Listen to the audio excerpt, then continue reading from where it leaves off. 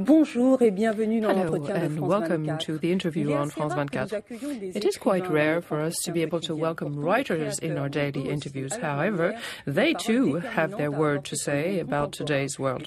And it's a pleasure for me to be able to welcome today Khaled Al Khamissi, who is a writer and film director. Hello.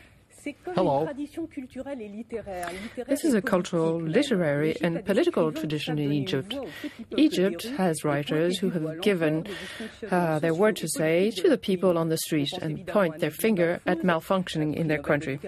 I would name Naguib Mahfouz, who was a Nobel Prize winner in 2006, Ala al-Wassani, who with the Yacoubin building had huge success in Egypt and the rest of the world, and a few years later, Khaled Al Khamissi, you have been tremendously successful with Taxi, your first novel, published in 2007 in Egypt, and has just been published by Actes Sud in France. Now, first of all, let's talk about the news. In France, Farouk Hosni, who was the big favorite for the appointment to Secretary General or Director General of UNESCO, was not elected.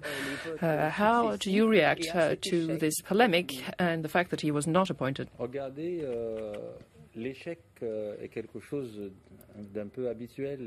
Failure is something we're used to in Egypt, so this made sense. But actually, when you think about it,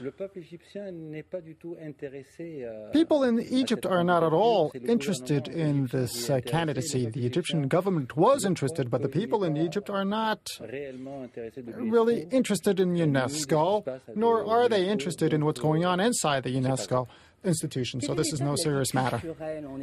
And what about cultural life in Egypt? What is the status of writers in Egypt? For about 30 years now, the Egyptian government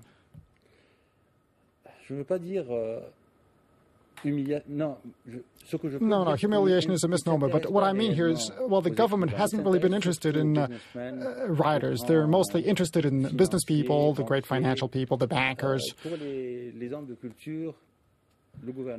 Insofar as culture is concerned, the government is not at all interested in cultural representatives, so they're left aside, and all the better. But is there any connection between this and what you seem to highlight in your novel Taxi, which is the terrible state of the educational system in Egypt, and the fact that a certain number of taxi drivers that you interview have said that in order to go through the educational system, you need to go through a private system and pay a hell of a lot for it.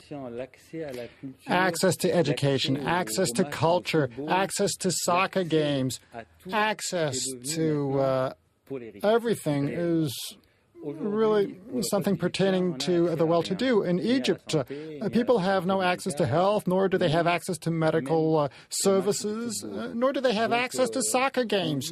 So we're really living in a very serious and difficult situation. And I believe we have reached a deadlock. And just to paint a broader picture of contemporary Egypt, or at least during a certain period of time, which runs from 2005 to the spring of 2006, right before the first multi-party elections, you chose to turn to taxi drivers, and Taxi is a collection of 58 short stories based on taxi rides, and the stories the drivers say. Now, nobody says whether you invented the stories or whether they're true, but it doesn't matter. I just wondered, without taxi cabs, were the best place to get a feeling for Egypt's daily life. Is it the best place to get in connection with people? Streets are always highly representative of societies, more so than universities, schools, and the president. Schools are quite spirited and represent where we live on a daily basis. Cab drivers in Cairo are ubiquitous and are highly representative of Egyptian society. Cab drivers, well, this is not really a profession in Cairo. there are over 250,000. That represents a major population in an average city.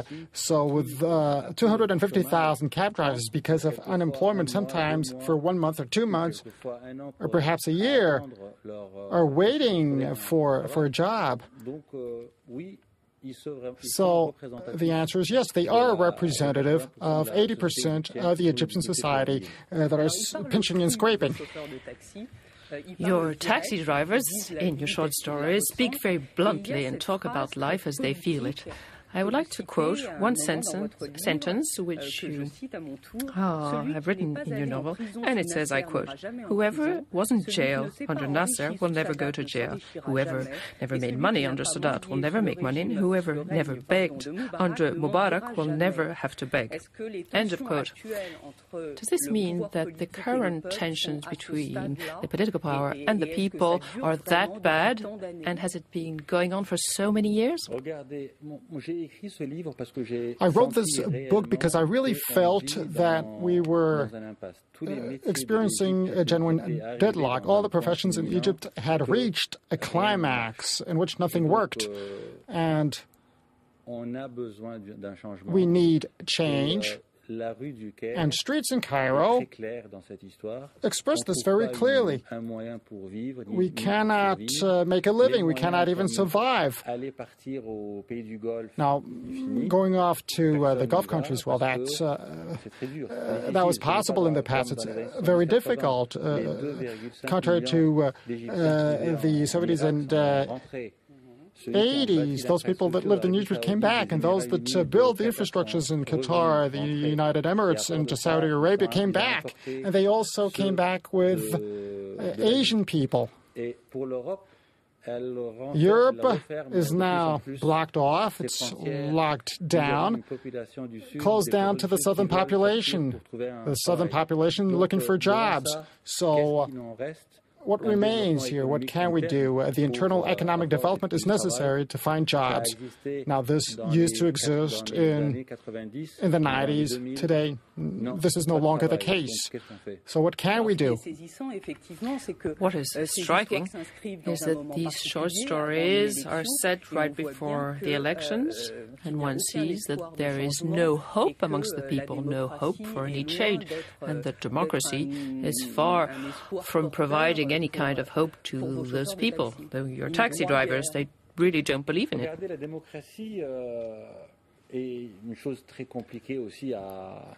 It's very difficult to understand a truly democratic system, because a truly democratic system requires an effective political system and tangible political parties with political agendas. The media supposed to talk about those agendas, and all those don't exist in Egypt. Those parties are just a quorum. And at the time, in March 2006, right before the elections, people didn't believe any more in democracy than they do today.